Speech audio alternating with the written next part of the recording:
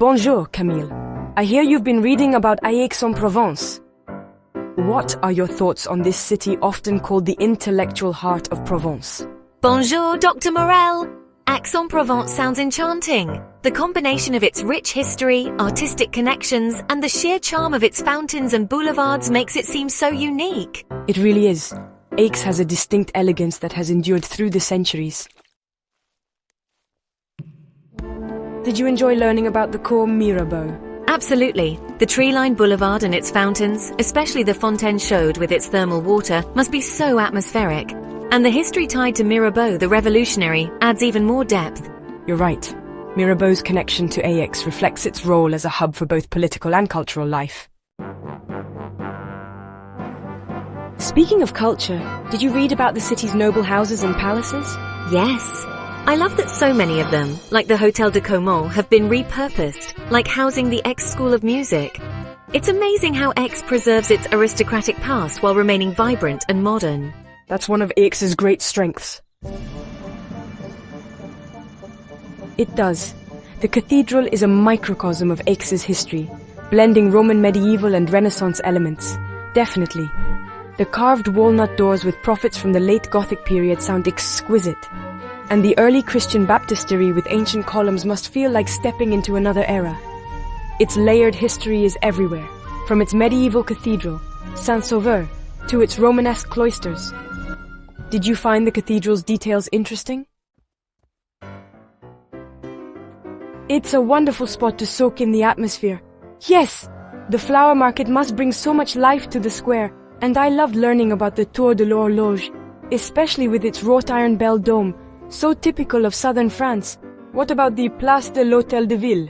Did you enjoy its lively description?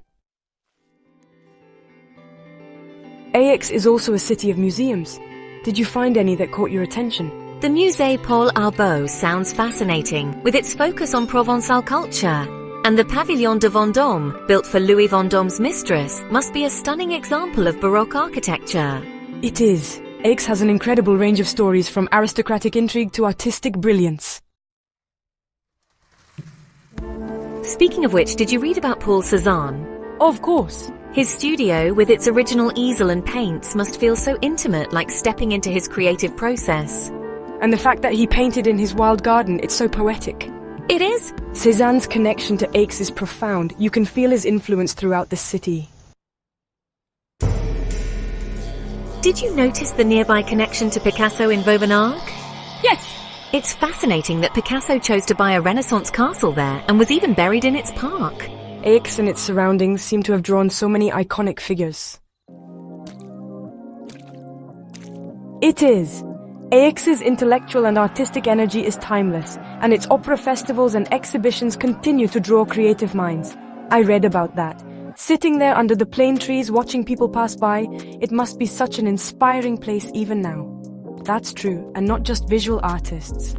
Writers like Émile Zola and composers like Darius Milhaud were also inspired by Aix's vibrant atmosphere. The Café du Garçon was a favorite meeting spot for many of them. Aix sounds like a perfect blend of history, art and charm. I'd love to visit someday and explore its streets, fountains and museums. You absolutely should, Camille.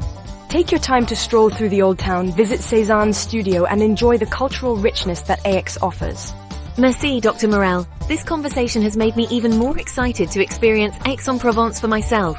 De rien, Camille.